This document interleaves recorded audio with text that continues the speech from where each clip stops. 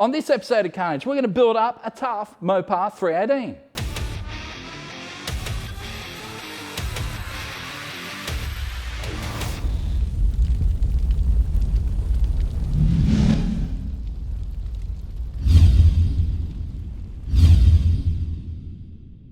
So this is it, guys. Our block is back from Top Torque. We're ready to start our assembly.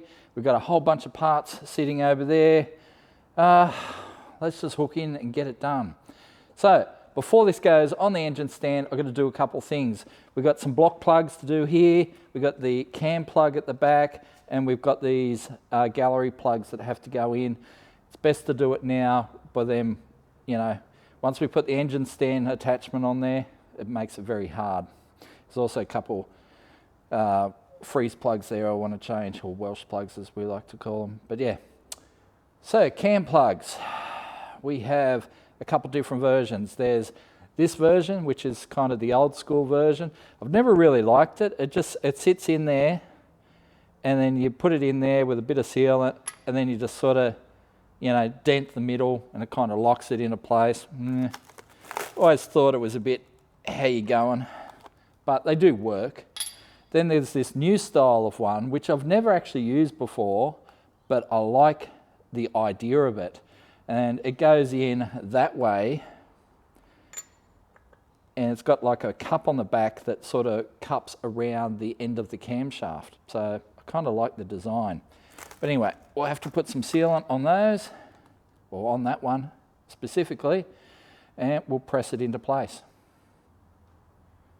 So to seal the plugs, you kind of use this liquid gasket goo. You wipe a bit around the edge, a little bit into where it's going, and then just sort of knock it into place. And in we go. You can even use this stuff on threaded areas. Apparently it's resistant to just about everything.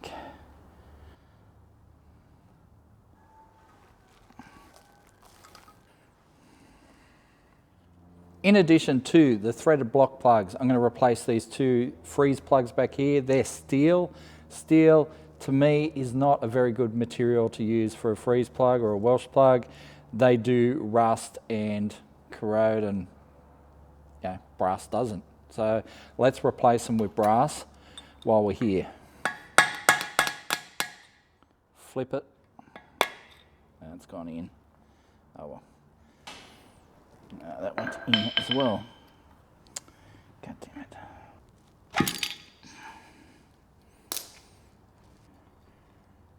There we go. So it helps to just give them a little bit of a clean up with some Scotch-Brite.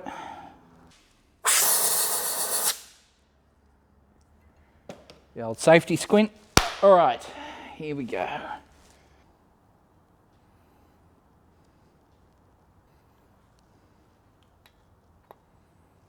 As you can see, this stuff's a little bit messy.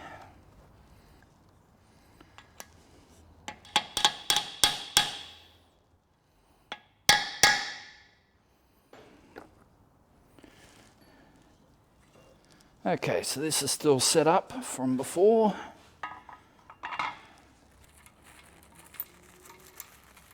Pretty sure I'm contractually obligated to use a shifter once a show, at least. Up top, bottom, you're right. There we go.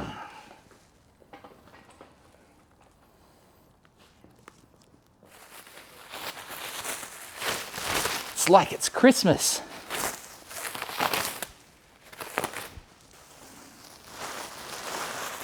Okay. So here we are. We've got our new engine block, well, our old engine block. It has been bored, it's been honed, all to suit the new pistons. Originally, we were just going to use the pistons that came with the engine. Well, that went by the wayside a long time ago when we realised that to get the compression we wanted, we're going to have to do all sorts of crazy machining, which we decided we didn't really want to do. So, we elected to buy some new pistons, nice high comp pistons, which of course needed a slight adjustment of the bores and then some rehoning. So it is all freshly honed, ready to go. It's also been decked. So this is one of our nice new KB pistons. And you may see that the dome has been just reduced a bit. All right, nothing taken off the top. You can see it's still got the oversize there. They've just removed a bit off the back side here because it was interfering with our cylinder head combustion chamber. So this is on me. I've got a stupid computer that doesn't allow me to research things properly. If you put anything of any sort of that could be misconstrued sexually, it won't allow you to search it. So I couldn't research these pistons. I don't know why. My computer is a retard. I don't know why. But anyway, if I'd looked it up, I would have seen that these pistons don't work with my Edelbrock cylinder heads. And that's the reason why. The dome interferes with the combustion chamber. Well, the boys have machined part of the dome away, so I'm still getting the high comp, but it's no longer interfering with the combustion chamber. So, good job to Top Torque for that. Still going to get plenty of compression out of this thing. But yeah, we are getting pretty close to putting this thing together. So I was going to replace these freeze plugs as well, but it looks like the boys have already done them, so there's no point doing it twice. They're brand new. We'll leave them there. Right, let's get started, get this bad boy together. Now, as you can see, we've done main studs. It has some longer studs here for a windage tray. It has a fifth stud, and it turns out that our windage tray only has 4 holes. So we're going to have to do some changes there. We might have to just lop that extended stud off a bit. Yeah, other than that, I think it'll be all good to go. So that'll go on there as like so. I can even unwrap it now.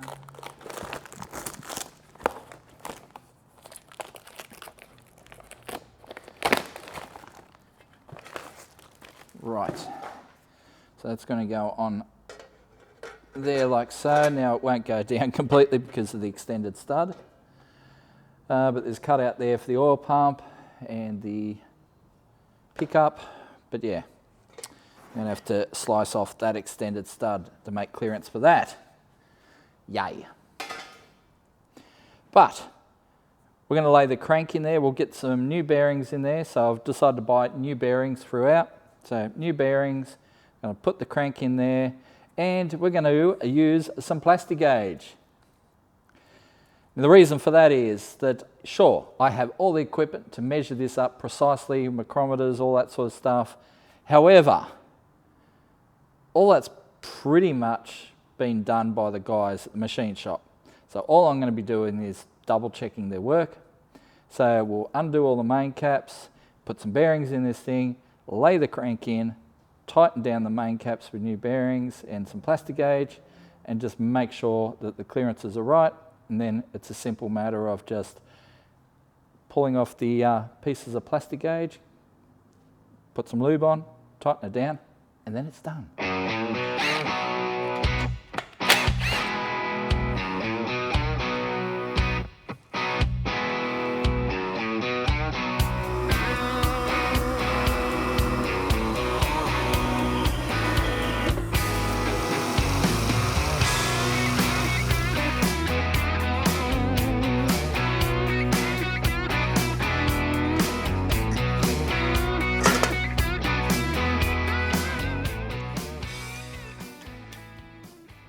Before we drop the crank in, there's a couple of things we've got to do. One is putting the rear main seal in.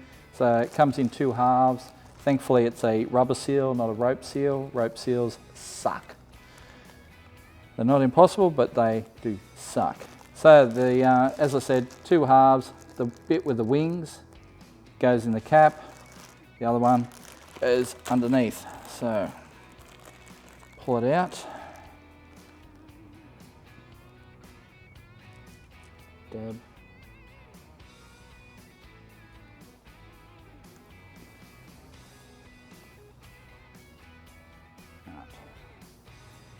The seal has a right way and a wrong way. It has a lip, and the lip points forward.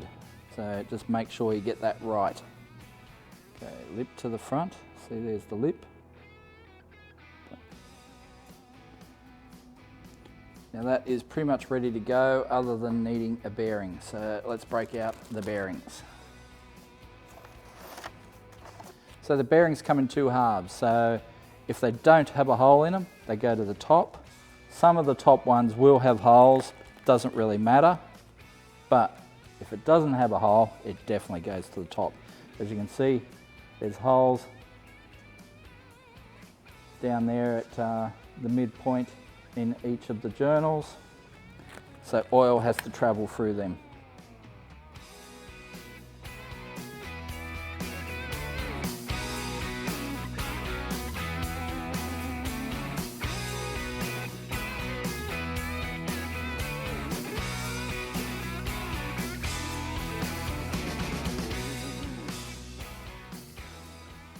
And just to finish it off, put a little bit of lube on the seal.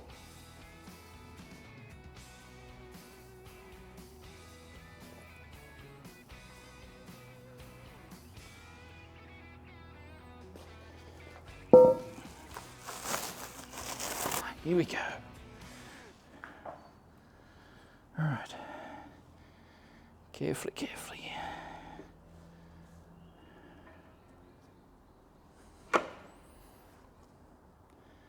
So this is Plastigauge. You've probably heard of it before, and all it is a little round plastic strip. Basically, you just cut it into the lengths you need. So that's just one plastic strip in there. Cut it to the length you need. So we put a piece there, piece there, piece there, piece there, piece there, and then you put your cap on, tighten it down to spec, then take the cap off, and it will be flattened out to a certain, well, to whatever the clearance is, basically. So if I cut this one, let's do that. Pull out our little piece of Plastigauge. Come on, baby. There it is. We'll just lay it down there. Now it's very important that you don't have any oil or anything down at this time. So we've got our Plastigauge down. So when we torque this down, that will flatten out, and then you put our little things here. If it flattens right out to it as wide as that green division there, that would be 1 thou. If it widens out as fat as that white division there, that'd be 1.5 thou. If it only widens out as much as that green division there, that would be 2 thou, and even narrower, 3 thou. So basically, the tighter your bearing clearance, crushes it down more and flattens it out more. So at the moment, you know, it's nothing, but as soon as we crush it down, we'll have some sort of measurement. Anyway, let's do these other bits.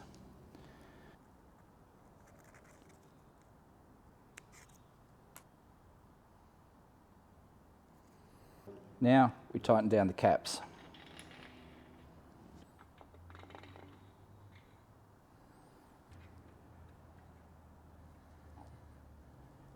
Now it's time to torque them up. It is 110 foot-pounds or 149 newton meters. Not stuffing about, basically.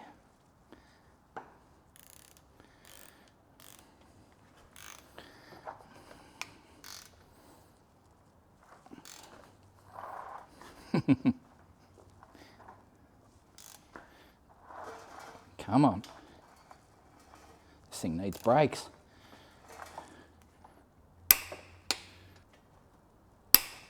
Wow.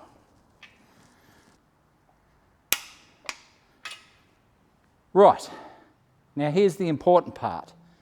Don't rotate the crank.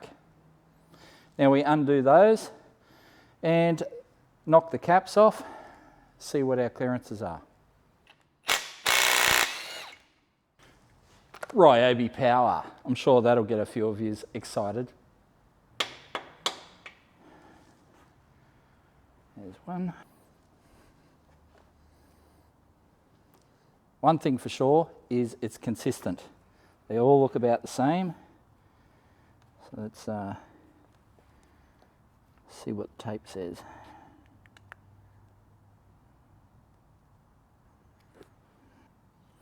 Okay, so they're all around between 1.5 and 2 thou, which is pretty much spot on.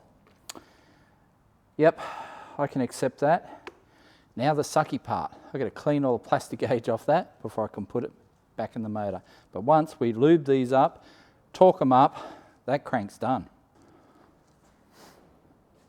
So that's where we left things the other day. We'd just done the plastic gauge, and then Victoria went into a lockdown again. Yes, again. But we have managed to swing ourselves an exemption. We're back here in the workshop, finishing off our little 318. So I'm going to wipe away the plastic gauge, which I didn't finish off the other day.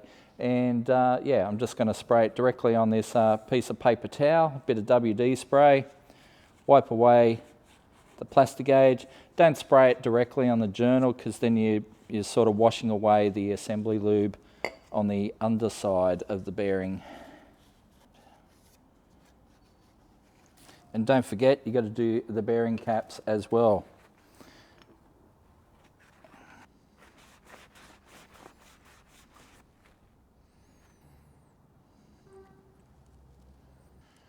Cool.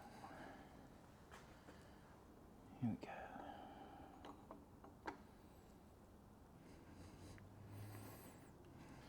So we're just going to torque these down for the final time.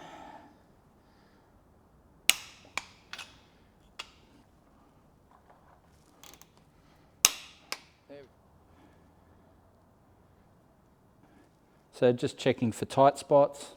There are none. It feels good, consistent. That's what we want. Right, well, here's our rods and pistons. Everything's been balanced up. For those that are curious and that have been watching the earlier episodes, you'll know that we had 2 rods that were slightly different part number, slightly different design, but they did balance up. So there was no problems. Number 3. So now we come to what is probably the most important part of the build, and that is top ring gap. It's very important with these KB pistons. Historically, guys have installed them with what they would normally consider a normal ring gap, and then they've torn the top off the piston. That's because KB say that because of the positioning of the top ring, they reckon it's close to the crown of the piston, and therefore gets more heat into it, and that causes issues if you run a traditional ring gap. So for a street setup, normally we would run 4 or 5 thou per inch of bore diameter, okay? That would not be enough for these pistons. Now, according to the KB chart, for a street naturally aspirated application, we'd run 6.5 thou per inch of bore diameter. That's just for a street naturally aspirated setup. If we were going to do towing with it, or run a supercharger or nitrous or anything, it's 8 thou per inch of bore diameter. And I think that's where I'll go. I'm not saying I'm ever towing with Dad's U. I may do, but you know, when this thing's going to go out and have a play, it's going to have a play. You know, I'm not going to stuff about, I'm going to get on it. So let's err on the side of caution. Maybe I'll even give it a squirt of nitrous down the track at some point. So let's give it 8 thou per inch of bore diameter, which means I've got to do a top ring gap of 32 thou. That's right, 32 thou ring gap. And for those that have built engines before, you'll know that is massive. That is a big gap. That's a kind of gap your mama's got. So now it is time for some ring gaps. So I'm not going to bore you with the entire process, but basically ring goes in the bore. We're going to space it down with a piston, like so. Like so. We'll push it down to about there. And I can already tell that's going to need filing. That looks very tight. So out come the feeler gauges. Now we did this entire process on the Superman build, so if you want to see it all fully, maybe go back and checking that. So that one's coming up as a 16th thou ring gap, so we're going to enlarge that by double basically.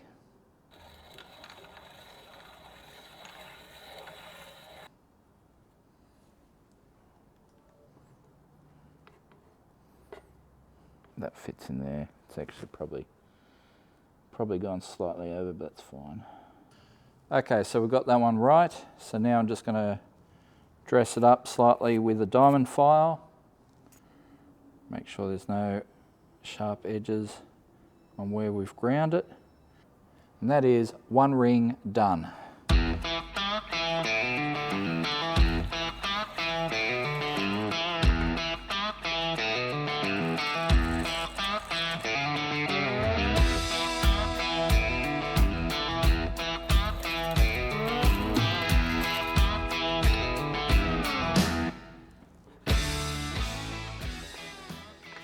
So now we're just going to do our second ring gap. So for the second ring gap, we're going to do 5 thou per inch of bore diameter, which means 20 thou ring gap. 2, 3, 4.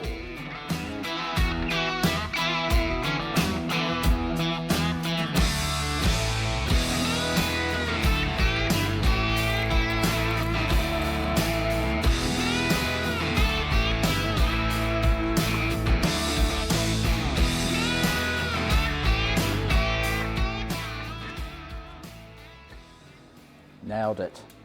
Okay, so that completes our ring gaps. 32 thou on the top, 20 thou on the second. Now we're going to put them on the pistons, get the pistons in the bore, but we're going to make sure right ring goes in the right gap. If it doesn't, it's going to break. Piston and rod goes in a certain direction.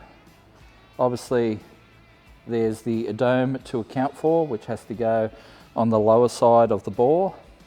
But then in these Chryslers, they have a little oil squirter arrangement comes through the rod. All right, so through this rod bearing, it squirts up towards the camshaft, so that has to face upwards as well. So that's why dome's down, squirter up. So then we've got to put our oil ring in here, or our expander for the oil rings.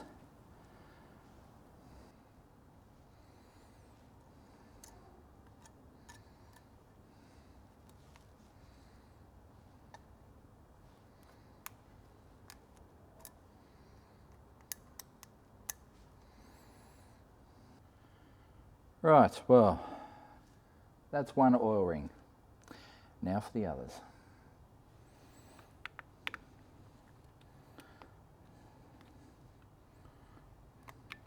Okay, so the second and top ring is on in the correct order. Next one.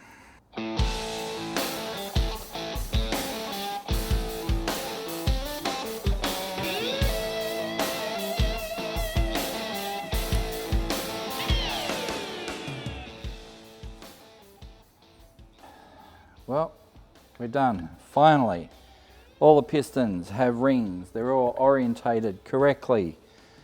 So now, oil them up. Finally get them in the engine. Although, there's some bearing clearances to check as well. So now we're up to rod bearings. And there's a little bit of a story here to tell. So, I explained before that there's a little oil squirter in the side of the rod that squirts up towards the camshaft and the other side cylinder wall.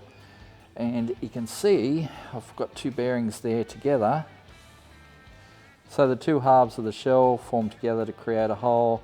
Oil squirts through it, up to the other side cylinder wall, up towards the camshaft as the rod is rotating around the crankshaft. However, the new bearings don't have that. There is no hole. So I've done some research, had a bit of a look on the old interwebs, and found out that none of the bearing manufacturers do that anymore. they've all decided, and apparently it's a thing on the later small block Chrysers, what they call the Magnum engines. They didn't have that either. So none of the bearing manufacturers make the bearings with the little notches in them to squirt oil. It's deemed unnecessary, and they reckon you can just send it like that. If I had the option, I would say no and go get the ones with the notches, but if none of the manufacturers make the bearings anymore, we're kind of screwed. And I guess we just need to send it with what we've got. Oiling up the bores before we get started.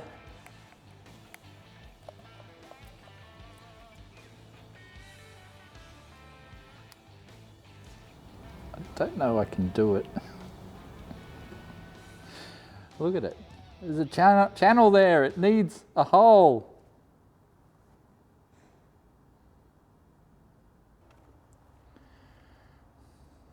So I have made an executive decision. I'm going to mix and match my bearings. I'm going to use the original bottom halves and then the new top halves. I don't know that I can do it. I can't just send it, you know, with bearings that I feel it has an oil passage for a reason. Why wouldn't I use that? All right. My little rod bolt protectors on there. Tip it in the tub. Alrighty.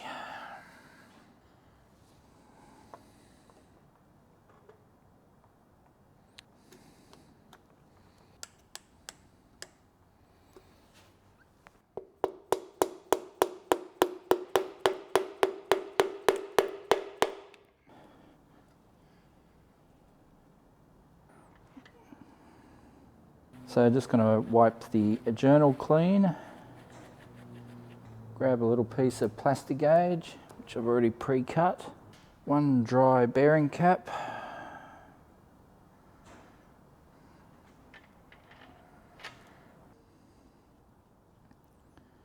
it's time for our rod bolt stretch gauge, so we'll zero it first.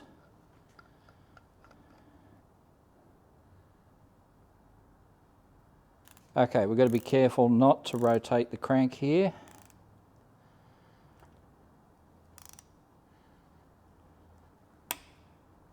All right, that is bang on 6, which is good enough. Come on.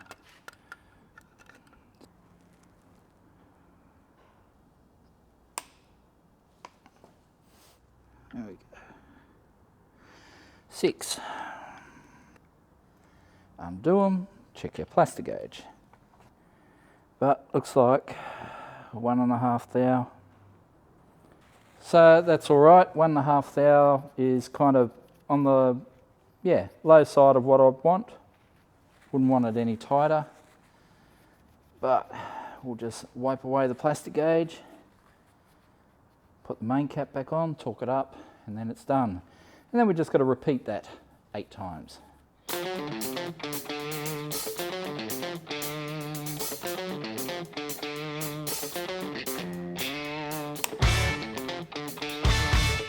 Six there.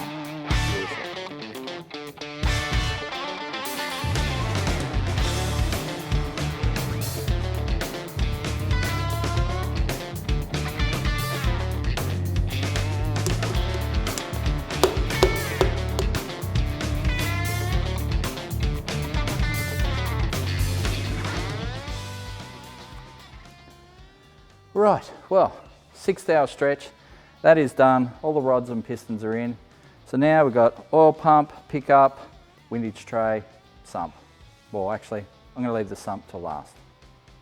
Okay, so we have an oil pump here. It's a pretty simple arrangement. It just sort of goes right there. However, as you can see, this bolt is too long. I have come across this before. I suspected that was going to be the case. So I'm going to have to take that main stud out again, slice the top off it so we can fit our oil pump. So what I'm going to do is I've already shortened this one from before because it had this long stud on it. So rather than shorten 2 studs when I don't have to, let's just shorten this one further. And we'll move this one up the front here.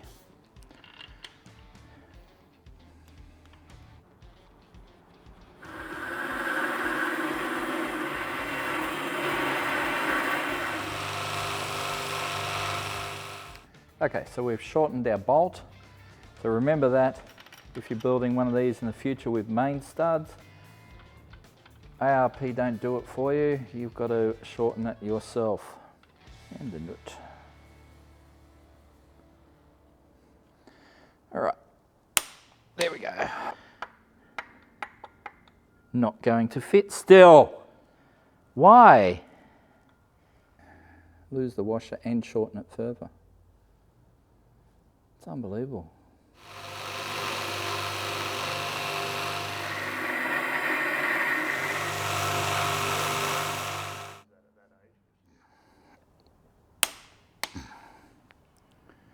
Okay, that should work now. No, it's still hitting it.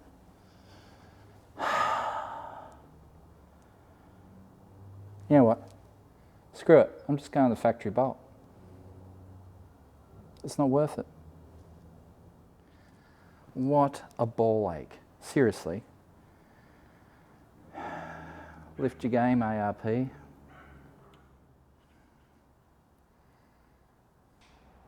Okay. And it's done. Now we can get our oil pump on. So we'll just sit our gasket on there, get our pump on there, make sure it all sits down and flat, which it does. Right, well, pump's there, but unfortunately I don't have any bolts. So can't bolt the pump up, can't do the pickup, can't do the windage tray because they kind of all work together. But anyway, well, I guess we will wrap it up there for this episode. And unfortunately, it's our last episode with Valvoline. Just like our rear tyres, nothing lasts forever. But Valvoline were our very first sponsor and instrumental in making Carnage happen. So we'd like to thank them very much for their generous support over the past 4 years. In the meantime though, like, subscribe, comment. We read all our comments, good and bad. So make sure you drop a comment down there. Make sure you click a thumbs up because that really helps the algorithm. And we will come back to our engine later in the week. So join us then on a future episode of Carnage.